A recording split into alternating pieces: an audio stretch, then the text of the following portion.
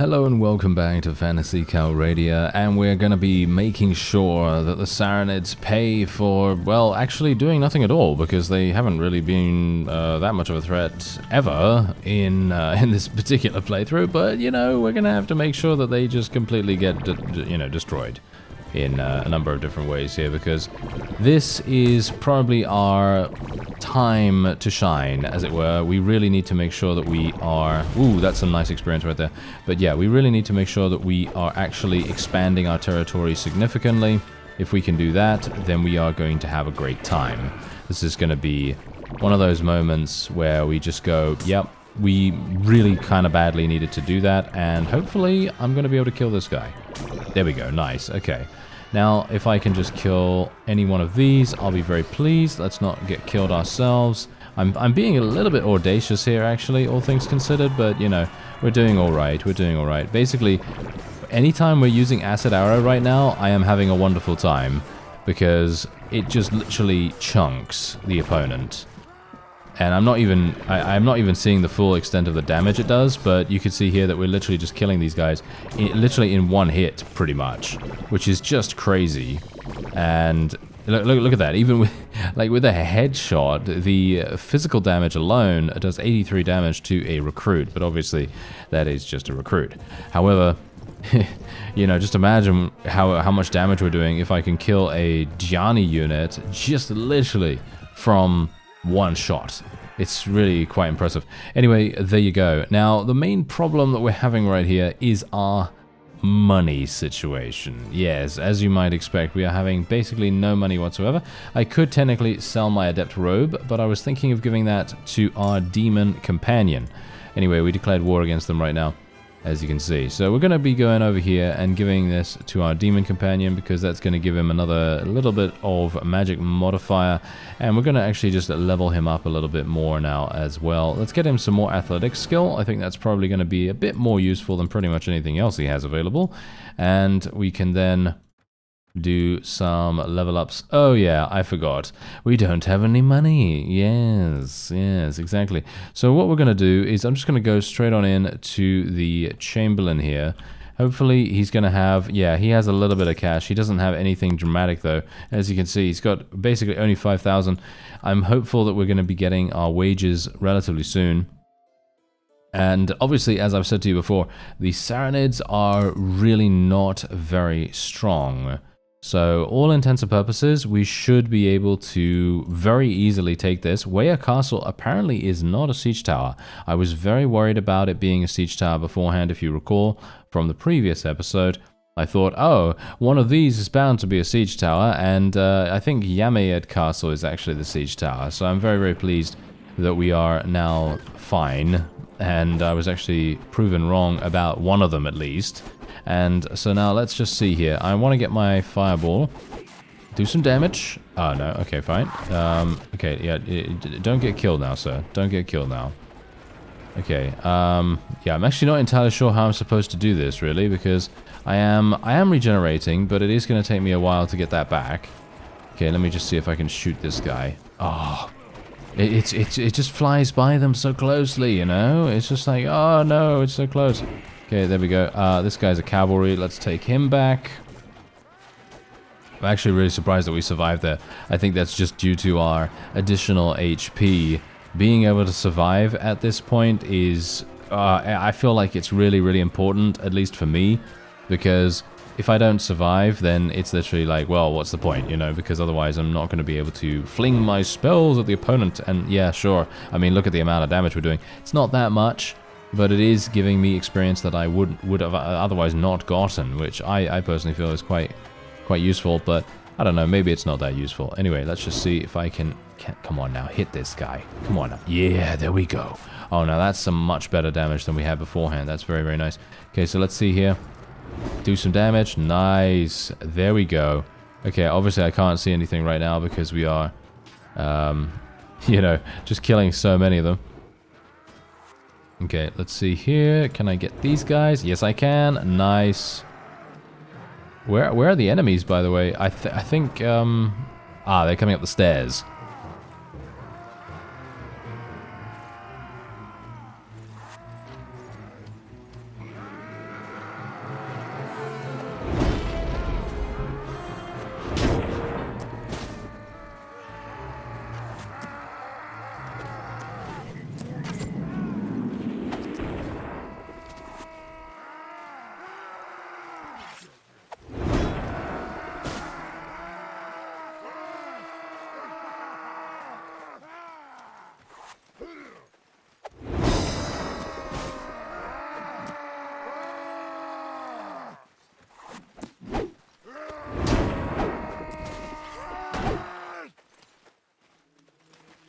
Well, that seems to be working pretty nicely, actually, and thankfully none of these guys are actually using their thrown weapons against me, so I shouldn't have too many issues. Now, I believe the mod creator actually told me that Magic Missile has the ability to penetrate shields.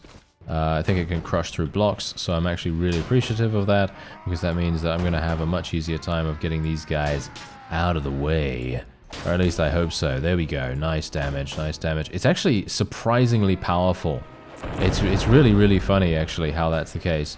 Magic Missile actually being somewhat useful, because obviously in most games, you know, if you think about it, the level 1 spell, as it were, or the spell that your character starts off with at the very beginning of the game, you're probably going to be like, ah, yeah, this spell is just awful, because let's face it, you know, most of the time, they are, you know, the spell that you initially start with is probably going to be pretty weak.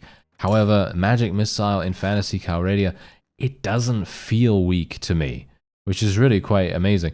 Anyway, I'm not going to plunder. Should I have plundered it? I probably should have plundered it, actually, all things considered. Yeah, that probably would have made more sense. Oh well, never mind. I'm going to get some lesser liches right here. And yeah, we even have the ability to level them up into like fully fledged liches as well, which is probably going to be very, very cool to see. And we're just going to be leveling up a couple more people here as well. These guys are, I don't know how effective it is to actually level them up, because I feel like, yes, leveling up necromancers and leveling up dark mages and so on and so forth, they're probably going to be really, really useful for us, but leveling up anyone else, not entirely sure. Anyway, I'm just going to give Lezelit a couple of points in magic defense. That's going to be pretty important for him, and we're going to go for some shield and athletics for him as well, because obviously he's going to use a shield, he's going to use a one-handed, going to be pretty important for him, and otherwise we're just going to be moving on. Okay, so we've taken this already, which is super quick. Am I at full HP, by the way? Yes, I am at full HP, and I did level up, so let's get another point in strength, another point in iron flesh. As we've said before, I personally feel like, I mean, you've just seen the example that I wanted to kind of that's the entire reason why I did this entire thing with getting a huge amount of strength. Being able to survive the inevitable headshot / one-shot that could potentially happen to us. And that's exactly what happened just now, because as you saw, we literally just had a situation where, well, you know, I was about to get one shot, and I would have gotten one shot if it hadn't been for me having more HP. So that really made a huge difference. Anyway, we're just going to put a huge amount of people in there. Oh yeah, my zombies. I got some zombies as well. All right, okay, yeah, that's actually... I didn't even realize I was going to get some zombies, but there you go. We put some in there too. Let's leave the town. And then we're just going to go on to Cherise, because this was obviously my plan from the previous episode, was to go over to Cherise and actually take the town super, super fast. Bardak Castle was under siege. Oh, look at that. Look at that. Massive amounts of money right here. So it seems like the tariffs are indeed staying the same as what I thought was just an, you know... should we say, over-enthusiastic inflation of the town beforehand, because usually that's how it goes, you know, if you are, you know, the proud owner of a new faction, and you take something, you know, and you give a fief to yourself, usually it's going to give you a huge bonus in the money that you get in the first week's wages of owning that town. But apparently, according to...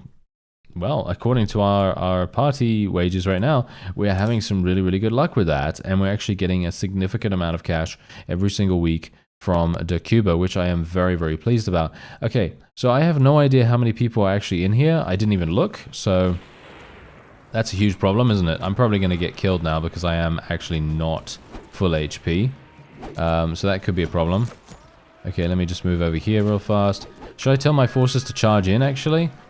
I guess I should, right? Okay, let's just tell them to charge in. Oh, come on now. Come on now. Arkane, please. Yes. Okay, you did some damage. Ugh. Yes. Not that much, unfortunately. Yes. Well, never mind, never mind. Okay, let me see. Can I maybe clear out the enemy archers? Okay, I did some damage. Whoa, I literally almost died, as you could quite clearly tell. Yeah, that would have been a death, once again, if I did not have as much HP as I do. And that really goes to show it's probably a good idea that we went for that, although I am very close to dying anyway, so maybe it doesn't matter, you know? Maybe it's one of those things that is just like, yep, doesn't matter. Might as well have just not even bothered. But no, I think it is kind of useful, at least for the moment. And oh yeah, don't worry. Thank you very much for letting me know actually about the fact that there is a vampiric blade as well as a vampiric bolt that we could potentially get from a variety of different sources, obviously. And I'm very much hoping that we're going to be able to get that, because if I can actually get either one of those things, it's going to enable us to have a lot more survivability, you know, over time, and that's going to be really, really useful for us. So you can see here that my forces are absolutely just murdering every single thing. However, as you can see, look at the amount of people that have died. The amount of people that have died right here. I should probably just move my forces back right now, actually. Now that we've cleared out the walls a little bit, and we've kind of distracted the opponent somewhat, I'm just going to pull my forces back here and just let my mages do the job, because I really don't want to lose any more people unnecessarily. You know, because if we're sending in shadows and things like that, I really do not want to lose people. Okay, so here we go. Can I actually do something here? Yes. Nearby soldiers. Tell them to charge. There we go. The nearby soldiers key. A very, very useful key indeed. It is super, super useful. Okay, now let's kill these guys if I can. Nice. Oh no, don't get shot, don't get shot. Ah, okay, we're almost dead. Okay, here we go. Get ready for the ears blast.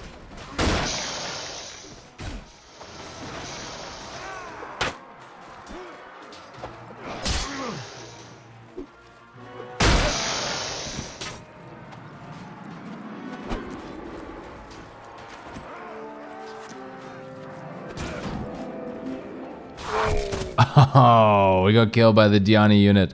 Oh well, never mind. Never mind. I was trying my best right there. Trying my best, but not good enough. But hopefully we're actually going to get something really, really good going on here, because here's the thing. If we can actually... I'm not sure what we can do now, because look at what we got going on here. We've got an insane amount of enemy troops in this area. Okay, I'm going to retreat for the moment. Let's actually just see. Okay, so obviously we did end up losing 163. However, look at the enemies' casualties. This is the big deal here. They cannot actually get these forces back that quickly. They are very, very difficult to get back for them. And I'm actually just going to go all the way back to Weir Castle here. This is really not a big deal. This is not a big deal in the least. You'll see exactly the reason why in a few moments. Because obviously what we want to do is we basically just want to be gaining these guys back as soon as possible. We just want to get these fellows summoned once again. And obviously because we have such a significant amount of wound treatment, we have 14 wound treatment technically.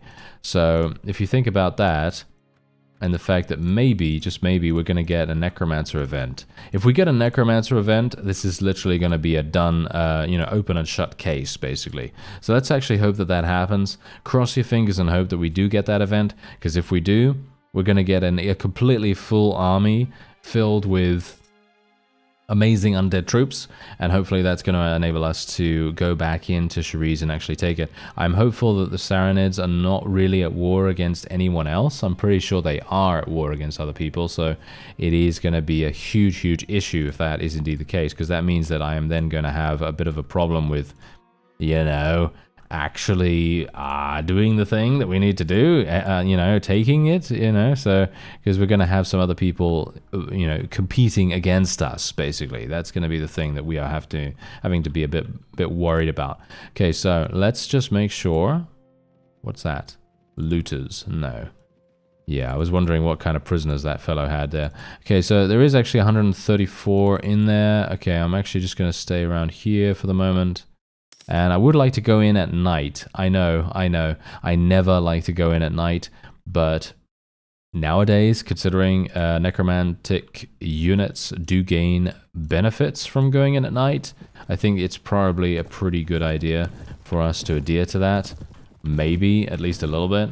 And here we go. We're just going to do a little bit of something here because, as you've seen, we don't really have a huge amount of troops, and so it's probably a pretty decent idea to attack enemy vassals that have a relatively similar amount of troops. Because if they have a similar amount of troops, then we're going to be gaining a pretty good amount of renown as a result. And that's obviously going to scale our necromancy skill. If you didn't know, apparently the renown value that you get for you know, doing, well, everything in the game basically does provide you with increased chances to summon more troops. So that's actually really, really nice. Okay, Ice Storm hit me for 45 points of damage. Wow, that's actually kind of impressive. Okay, so let's tell my forces to charge in here. Oh, are you serious that I got killed by that fireball? Yes. I can't believe that that guy literally got me with that. Okay, well, it doesn't really... actually does matter. It actually does matter. Okay, you know what? I'm gonna wait and see what happens here, but I'm very worried right now because I didn't actually tell my mages to charge in, but they are charging nevertheless. So I'm a bit worried about that because I really don't want them to go into melee, but I'm hopeful that they're just going to absolutely massacre with their spells without having to really enter melee. Let's just cross our fingers and hope that they don't get absolutely murdered. It seems like some of them are, but not too many. Yeah, I was really hopeful. Basically, what I was trying to do right there, if you couldn't tell, it's pretty obvious, right? I had my acid arrow. I wanted to try to one-shot some of those Diana units, because if I was able to actually do that, we'd get, you know, 1, a huge amount of experience, and 2, we would eliminate a massive threat from the battlefield in one fell swoop, which would have been exceptionally good, but obviously that's not how it always goes, is it? No. But thankfully my forces are indeed looking to apparently win this. Apparently we are going to win this, and hilariously enough there is actually a Diana unit going in against the opponent. I don't think this is actually my unit. I think that is actually a person that has been mind controlled from the enemy's side, and they are now working for us, which is actually quite funny. I believe there is a duration on that, so it is going to run out. Maybe? I don't actually know. Maybe it is actually my unit. I don't remember getting any of these guys, and there seems to be a little bit of a magical sparkle around him, so maybe there is actually something going on there, but yeah. Anyway, I am playing on the latest version of the patch, by the way, so this is... 0.7, not 0.7, this is A7 basically. This is A7, so obviously there was a new patch. The previous episode was recorded on the new patch as well, and this one is continuing on from that. And there are a couple of you know, really cool things that have been added, and I gotta just say thank you very much for you know to the mod creator for your work on this, because really it's a huge amount of work to do this by yourself also, so I very much appreciate it. Anyway, we lost a bunch of necromancers, which I gotta say is very annoying, but there you go. That's just how it goes, I guess. And otherwise, we're just gonna get some of these. Alright, so we're in a battle against a Rodog vassal. I have just taken Cherise. Now, obviously, this is a little bit of a time skip here. It's just because I thought, hey, you know what? It was basically just me going in there and letting my mages bombard it for, you know, a couple of minutes, and that was it. There was really nothing else going on there, which was actually kind of nice, to be honest. It was actually okay, you know, pretty nicely done. However, as I say, not exactly thrilling viewing, so I was like, yeah, you know what? I'll just, you know, skip ahead to a point where we're actually fighting something that could be potentially difficult and dangerous for us. And the Rodoks do seem to be rather dangerous here from a completely different perspective, actually, because as you can see, they've got some really powerful crossbowmen, as you might expect, but they also have these guys called swashbucklers. I haven't actually gotten a huge amount of experience dealing with them just yet, so I'm going to assume that they are kind of on the same level as the Diana units, but I don't know what they're capable of just yet. I think we've actually seen them maybe once before, so not sure how that's going. But one thing that I am not entirely sure of, I think I'm regenerating. I think I'm regenerating HP without being near to my forces, and I'm not sure, is that a new thing?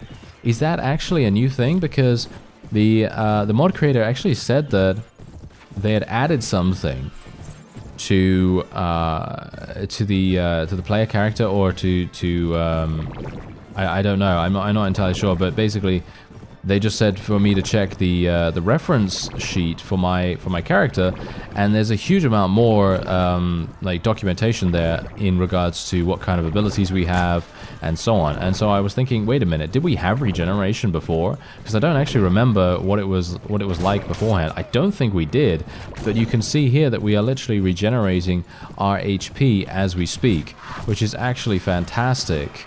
That is probably one of the greatest things I've ever seen, because literally, I mean, obviously we've been in a situations now where we badly need the HP, right? We badly need the HP. I'm actually just going to get off this real fast. We need to very quickly do some bombardment. Nice. That's not nice, actually. There we go. That's nice. That's what we wanted. Thank you very much. Can I get another one, please? There we go. Wonderful. Okay. Whew. I was a bit worried about that for a real quick second. That was a little bit worrying there. Boom. Yeah. Sorry. No warning there. No warning for the little. No warning for the ears. My bad. My bad. But hopefully it's not going to be too bad, because the sound has actually been reduced again through patch A7, which you know, I'm sure a lot of people will appreciate. For me personally, as I said, I felt like it was absolutely fine beforehand, but it very much depends on how you play, obviously. It depends whether you play with a lower volume setting or not. For me personally, I obviously do, because I have to hear myself speak. I know. It's a crazy notion, is it not? Indeed, indeed. Anyway, there we have it. That is indeed a victory for us, and we are actually looking pretty good right now. I am going to be, yeah, okay. Let me just backtrack a little bit, because obviously we've just taken Cherise.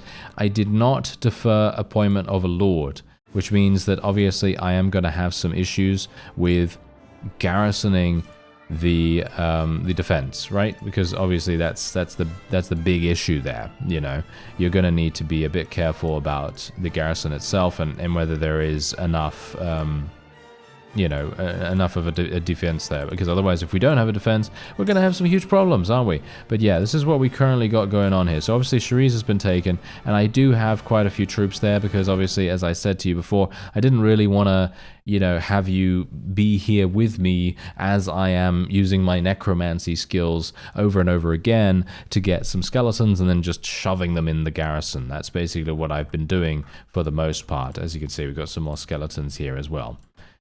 So yeah, that's basically what has been transpiring. Oh yeah, by the way, the necromantic event did actually activate shortly after we took Cherise, which is the main reason why I have so many of these random units with me now. And I'm also, of course, leveling and indeed recruiting more dark mages and getting them upgraded into lesser liches and all this wonderful stuff. So it's really making a huge difference for us overall. Now, apart from that, we also have maybe the ability to get a ransom broker here. I'm not entirely sure. I'm always pretty unlucky when it comes to ransom brokers for some reason, but anyway, I'm just going to get a couple of pieces of dried meat here. I'm actually going to preserve these grapes. Can I actually preserve the grapes? Let me see. Yep, there we go. Raisins. Nice, wonderful. There we go. Absolutely perfect.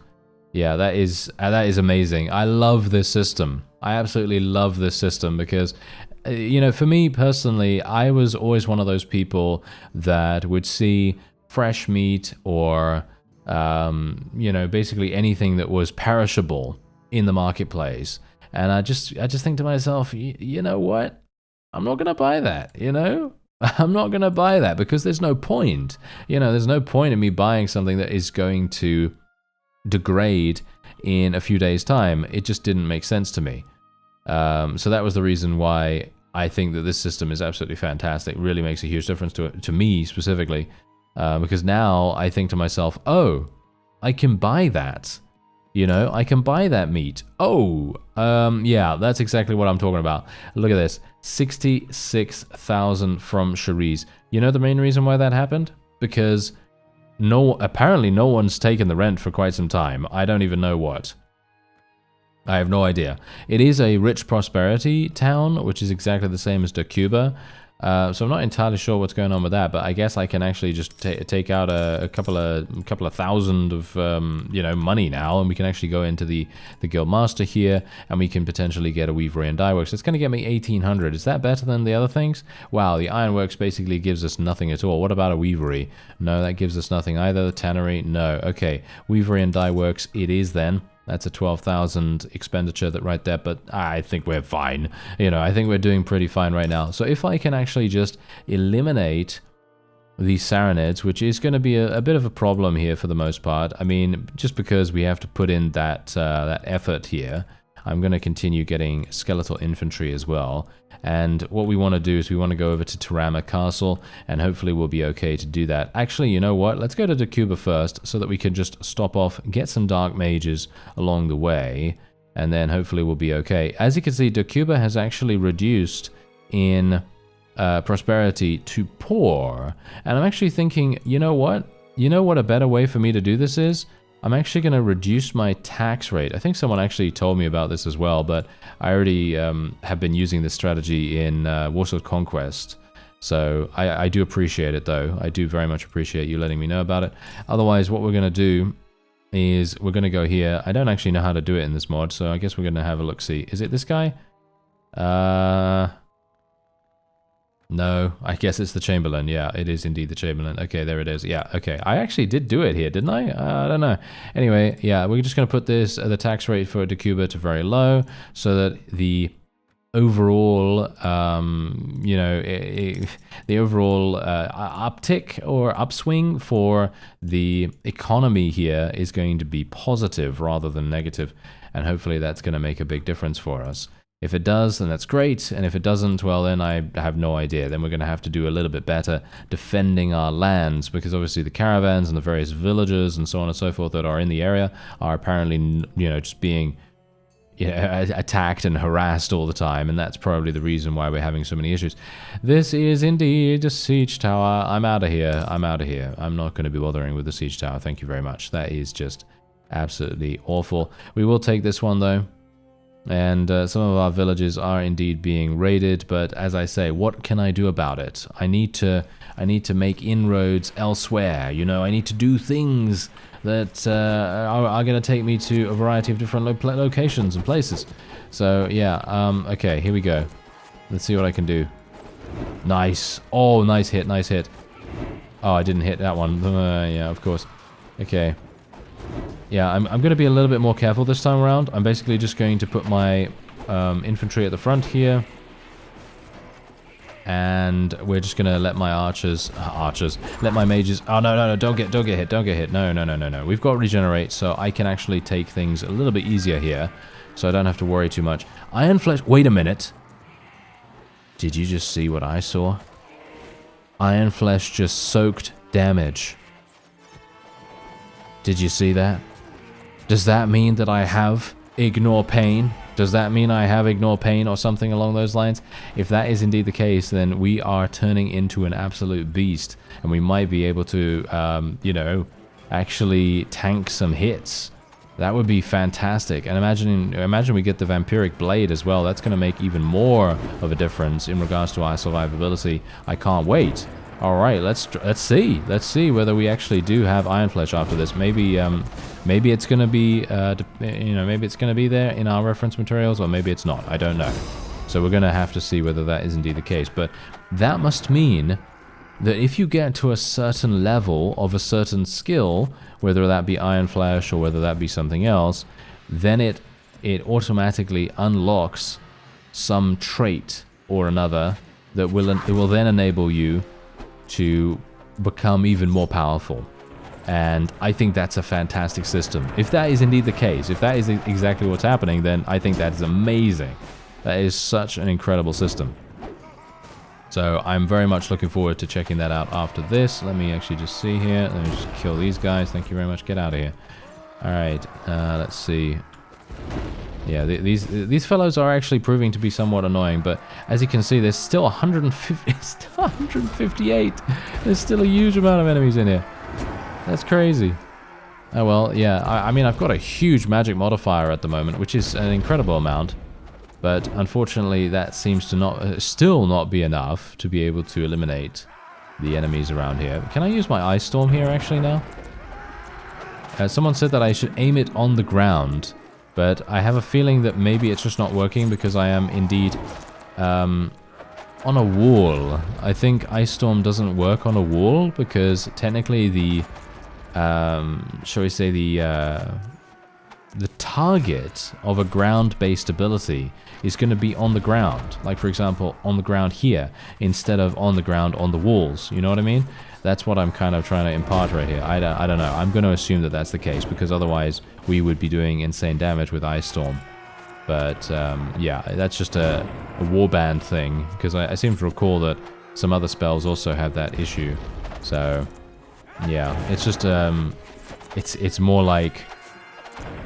Because Fireball is technically targeted at opponents rather than at environment. I think that probably makes a difference. Maybe it does. I don't know. I can't say because I am not privy to that information. I don't know. So I'm gonna just assume that that might be the case. Anyway, these fellows are literally just not even knowing what to do, which is obviously fantastic. This is really, really good for us. And hopefully, oh, look at that. I got shot in the face and actually survived. Wow. Okay, that's pretty nice. And we can now... Yeah, we're taking a lot of damage right here and actually managing to survive. Does that mean that I actually do have Ignore Pain? I think I might. Or something similar to that effect, at least.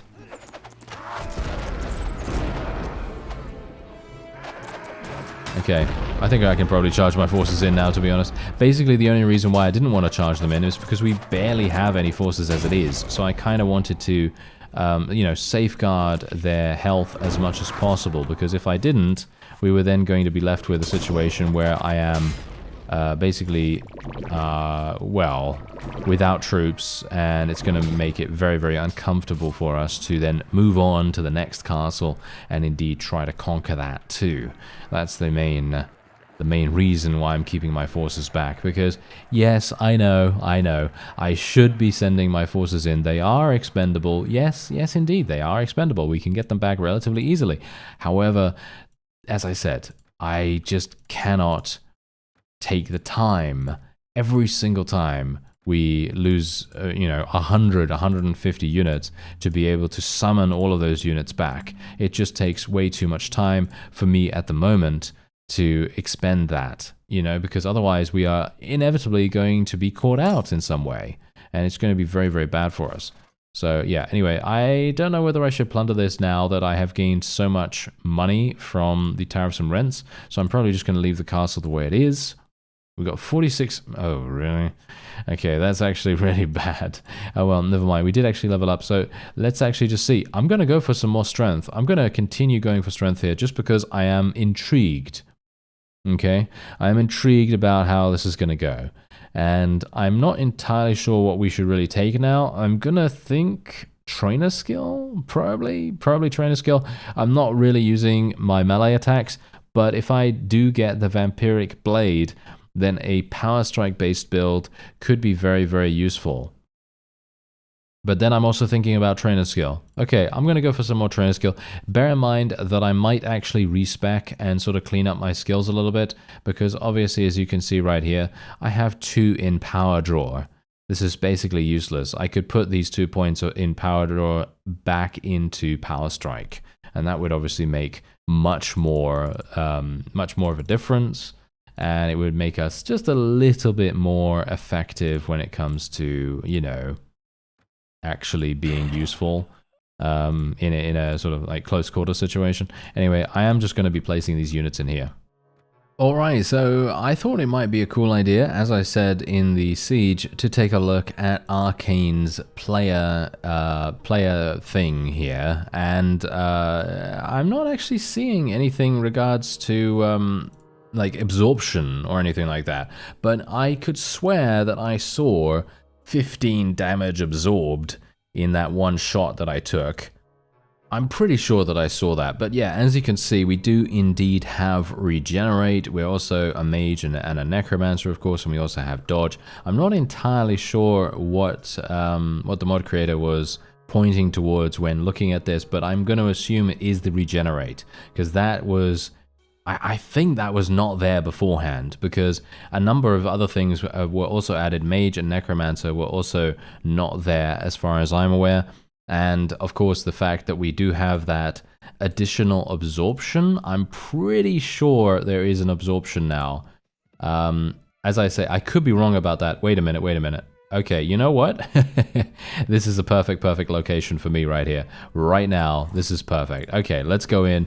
These guys are going to give us some Necromancers and some other units that are going to be extremely powerful for us. So we're just going to go and tackle them really easily. And now what I'm going to do is I'm going to just summon my shield real fast.